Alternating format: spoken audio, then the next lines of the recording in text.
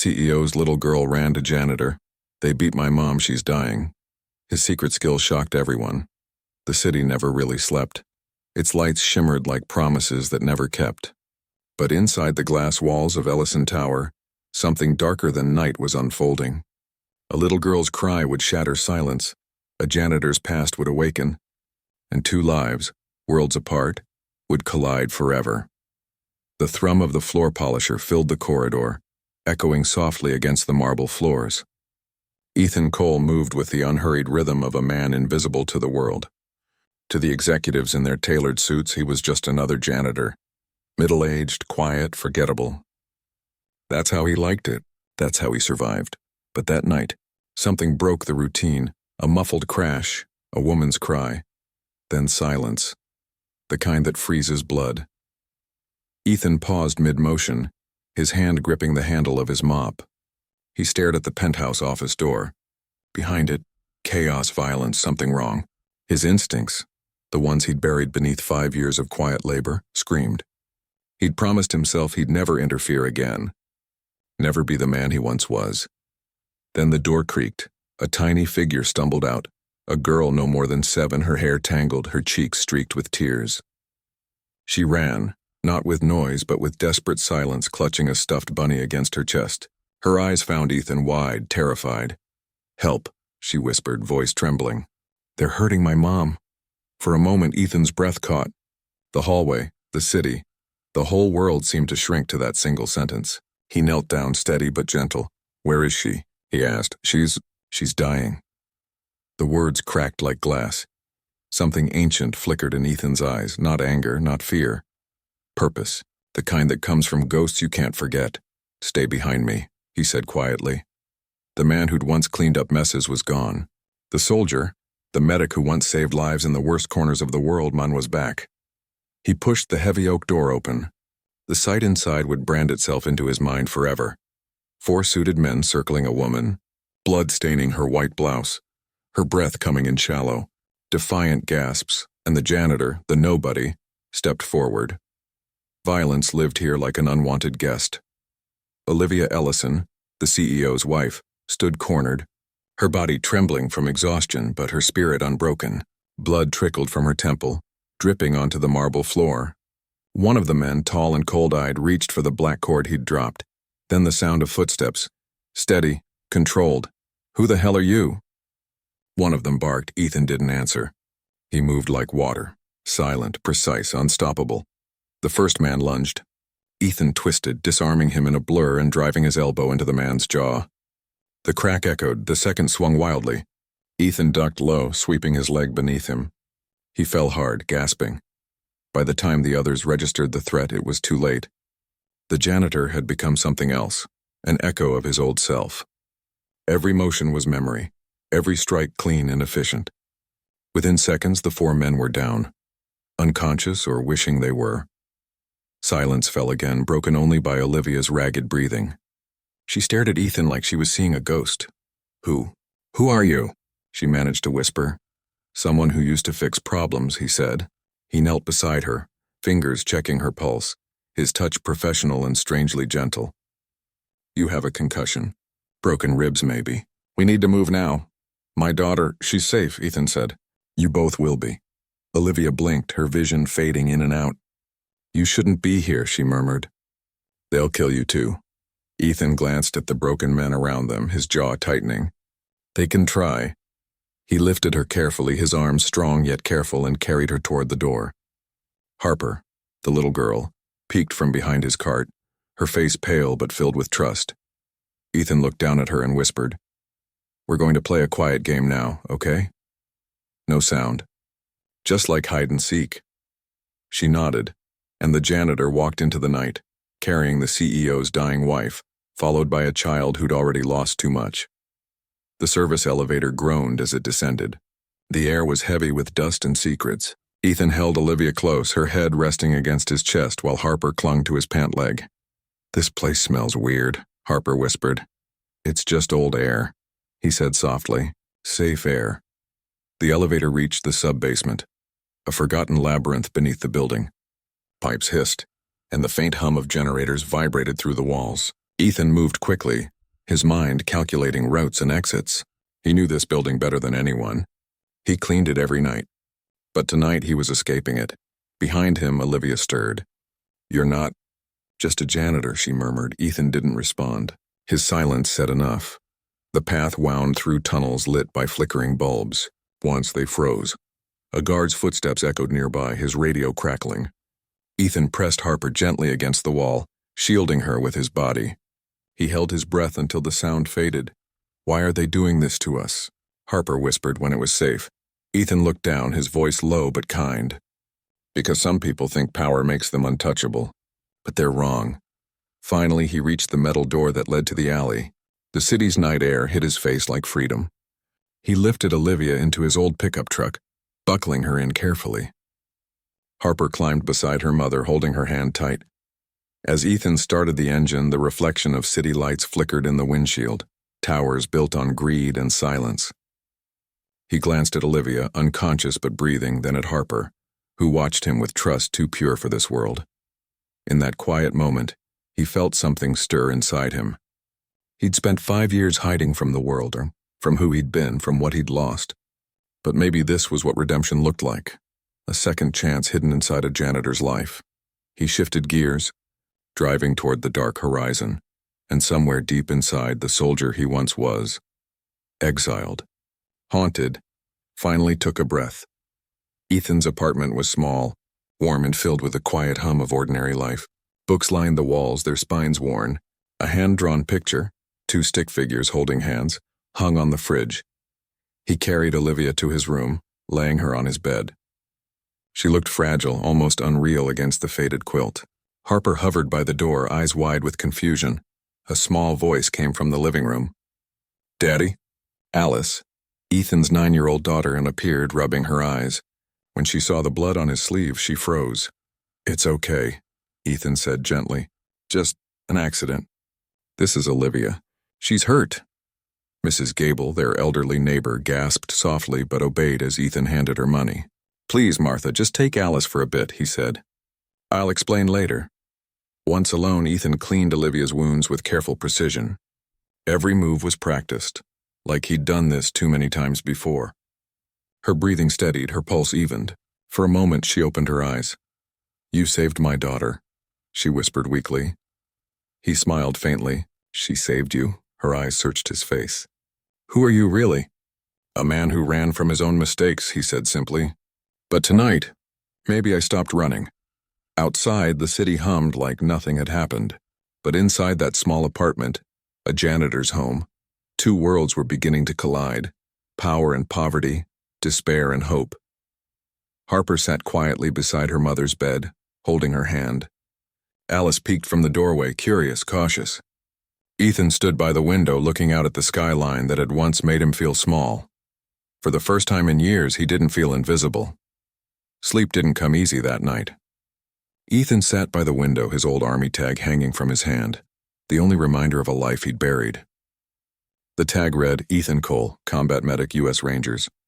In the dim glow of the streetlight, he thought about the last time he'd used those skills. A sandstorm, a fallen friend, a decision that still echoed in his nightmares.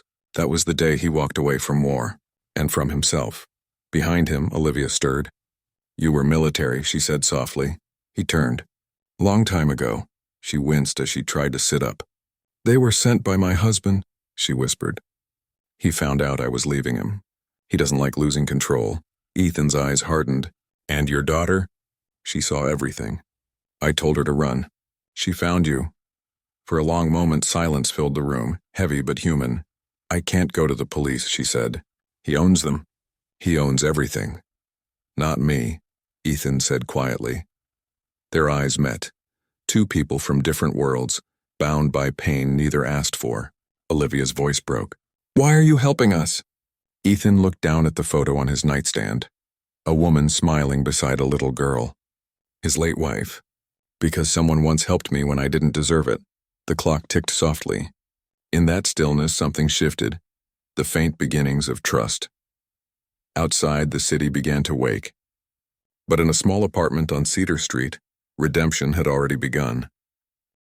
Morning came gently, gray light spilling across the floorboards, cutting through the quiet. Olivia was awake, pale but alive. Harper slept curled beside her, one hand still clutching her mother's sleeve. Ethan stood in the doorway, coffee steaming in his hand, eyes heavy from a night without sleep. "You should rest," Olivia murmured. He shook his head. "I've rested enough for a lifetime." For a few precious minutes there was silence, Mom, the kind that almost felt normal. The smell of coffee, the hum of the city, two children whispering about pancakes. It could almost pass for peace. Then Ethan's phone buzzed. Unknown number. He hesitated before answering. A cold voice came through the line. "Mr. Cole, you've been busy." Ethan's body tensed. "Who is this?" "You've got something that doesn't belong to you." The voice was low, precise, a man used to being obeyed. "Return them, or you won't live long enough to regret it." The line went dead. Ethan's jaw tightened. He looked at Olivia, whose expression told him everything. She knew that voice. "Your husband," Ethan said. Olivia nodded slowly. "He won't stop. Not until he has her back. Not until I'm—" "He's not getting either of you," Ethan said, his voice flat and unyielding. But deep down he knew this wasn't just a rescue anymore. It was a war, one he didn't want, but one he couldn't walk away from. He walked to the kitchen window, watching a black SUV idle across the street. The tinted glass hid faces, but he didn't need to see them to know they were watching. He'd fought men like that before, men with too much power and not enough mercy. But this time he wasn't fighting for a flag. He was fighting for something far simpler. Family. He closed the blinds and turned back to Olivia. "Pack what you need," he said. "We're leaving tonight." They left after sunset. The city glowed behind them like a memory they couldn't touch. Ethan's old truck hummed down the back roads, and quiet, steady, but heavy with tension. Olivia sat in the passenger seat, Harper between them, her small hands gripping her mother's arm. "Where are we going?" Harper asked softly. "Somewhere safe," Ethan said. "Do you have family there?" Olivia asked, her voice barely above a whisper. He thought for a moment. "Not anymore. Just a promise I once made. The promise had been simple. If I ever make it out alive, I'll spend the rest of my life protecting people who can't protect themselves." He hadn't meant to keep it this way. But fate had a way of finding you, even through janitors' uniforms and mops. They drove through forests, small towns, gas stations that smelled of coffee and dust. Every sound, every passing car made Olivia flinch. Harper stayed quiet, her bunny clutched tight. Hours later, the truck rolled into a small lakeside cabin, a place Ethan hadn't seen in years. "This was my friend's," he said quietly. He didn't make it home. He unlocked the door, the air inside smelling faintly of wood and rain. It was simple.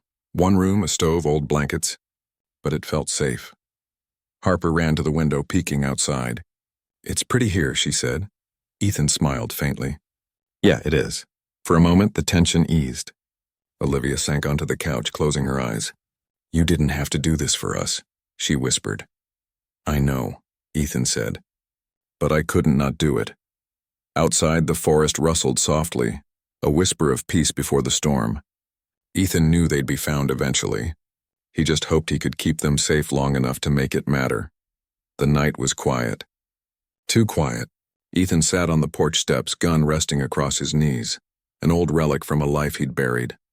Inside, the soft sound of Olivia's breathing and Harper's giggles drifted through the thin walls. For the first time in years, he felt something almost like belonging. Then, headlights. 2 sets, moving slow. He stood instantly, heart pounding, instincts roaring awake. The vehicle stopped at the edge of the property. Doors opened. Shadows moved. Ethan stepped back inside. "Olivia," he whispered. "Take Harper. Go to the cellar now." Her eyes widened, but she didn't argue. Within seconds, the two disappeared behind the trapdoor beneath the rug. Ethan turned off the lights and took position by the window. The front door creaked. A voice called out, "Mr. Cole, let's not make this messy." Ethan didn't reply. Glass shattered. The first shot missed by inches. Ethan fired back once, clean and controlled. The forest erupted with chaos. He moved like memory, crouched, precise, silent. One attacker fell near the truck. Another retreated behind a tree line. It wasn't war, but it wasn't far from it. Inside the cellar, Harper whimpered. Olivia held her close, whispering, "He'll be okay. He always is." But her voice shook, betraying her own fear. Minutes felt like hours, then gone silence again, the kind that hummed with unfinished danger. When Ethan finally lifted the trapdoor, his face was streaked with dirt and sweat. "It's over," he said. "For now." Olivia reached out, trembling. "You could have died." He gave a tired half-smile. "Wouldn't be the first time." She looked at him, really looked. At the lines on his face, the quiet pain in his eyes. "Why risk everything for us?" He exhaled slowly. "Because no one should have to run alone." Days passed in uneasy calm. Olivia's bruises began to fade. Harper laughed again, small, fragile laughs that filled the cabin with something warmer than safety. Ethan fixed the roof, chopped wood, cooked breakfast with Alice's old frying pan. Harper followed him everywhere, asking questions. "Did you really fight bad guys? Do you miss your daughter? Why do you help people?" Each question cut softly, like gentle rain on an old wound. One evening, while Harper drew on a piece of paper, Olivia sat beside Ethan on the porch. The lake shimmered gold under the sunset. "She loves you," Olivia said quietly. "She hasn't smiled like this in months." Ethan's gaze softened. "She reminds me of Alice when she was that age, always asking why the stars don't fall." Olivia turned to him. "You lost her?" He nodded, his jaw tightening. "Car crash. 5 years ago. My wife too. After that, I stopped saving people. Until now." Tears glistened in Olivia's eyes. She reached over, her hand resting lightly on his arm. "Maybe you didn't stop saving people. Maybe you were just waiting for the right ones."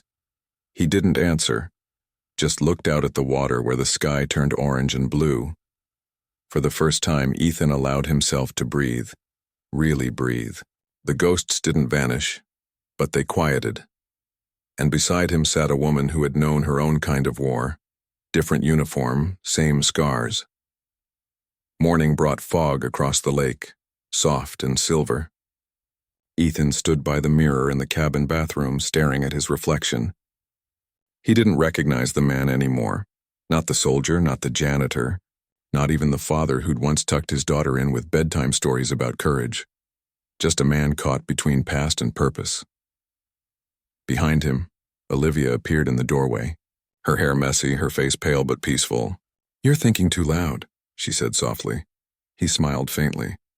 "Bad habit." She stepped closer. "What will you do when this ends?" He shrugged. "Maybe it already did.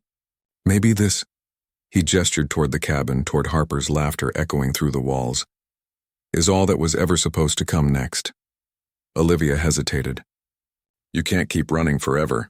Ethan looked at her, his voice calm but resolute. "I'm not running anymore."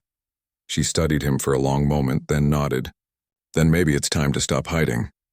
Before he could answer, the radio on the counter crackled, a sound no one had touched. Static turned into a man's voice, smooth and cruel. "Ethan Cole, you have something of mine." Olivia's face drained of color. Ethan turned slowly toward the window. In the distance, faint but unmistakable, headlights cut through the morning fog. He whispered, almost to himself, "Then let's finish this." The past had found them again. Only this time, Ethan wasn't going to run. Sirens painted the night red and blue outside Hale Industries. Reporters shouted questions. Flashes sparked and chaos swallowed the entrance. Inside, Ethan stood in the lobby, bruised, breathing hard, but alive. The men Victor had sent after him were on the floor, groaning, their weapons kicked far out of reach. Sophie was safe, trembling behind the marble pillar, clutching the recording drive Ethan had handed her. "It's all here," he said, voice rough but steady. "Every file, every payment, every threat." She nodded, tears spilling. You saved me." Ethan shook his head. "You saved yourself. I just cleaned up the mess." The words were simple, but his eyes carried years of pain, of battles fought in deserts, of a family buried in loss, of guilt that never faded. Now, for the first time, there was a flicker of peace behind them. Victor Hale was arrested the next morning.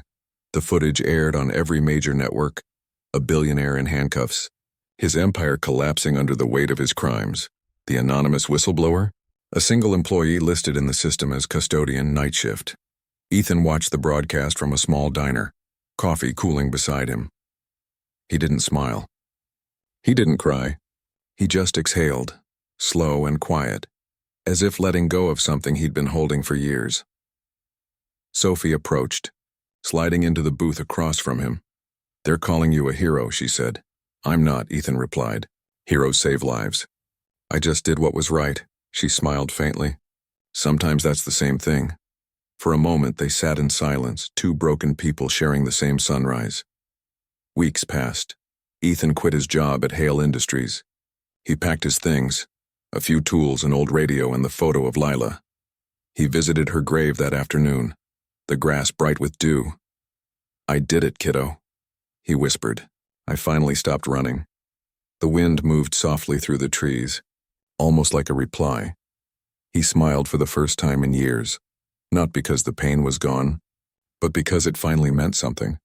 Before leaving, he placed his janitor's badge beside her headstone. "That part of me's done," he said quietly. "But the man you believed in, he's still here." Sophie started over too. She joined a nonprofit helping victims of corporate abuse, funded by a donation made under a single name, E. Carter Foundation. When she asked around, no one knew who that was, but she did. Sometimes she'd see him in the distance, helping rebuild an old shelter, teaching kids how to stay strong, always disappearing before anyone could thank him, like a shadow of hope that never wanted the spotlight. And though his name faded from headlines, his actions didn't. They left echoes, quiet reminders that courage doesn't always come with applause. One evening, Ethan stood on the rooftop of a halfway home for veterans he'd helped restore. City lights glowed beneath him. He looked at his hands, scarred, aged but steady, and finally understood what redemption felt like. He whispered, "Maybe I wasn't meant to save the world, just one piece of it at a time." A soft voice behind him said, "Then you've already done enough." It was Sophie, smiling, holding 2 cups of coffee. Ethan accepted one, eyes reflecting the golden city below. For the first time, he didn't feel like a ghost. He felt seen, alive, human again. The world never learned his full story. There were no medals, no fame, no glory, just a man who swept the floors by day and cleaned up injustice by night. A quiet reminder that heroes don't always wear capes. Sometimes they carry mops. If this story touched your heart, remember, you don't need power to make a difference. You just need courage. Like, share, and subscribe. Not for the story, but for the reminder that even the smallest light can change the darkest room.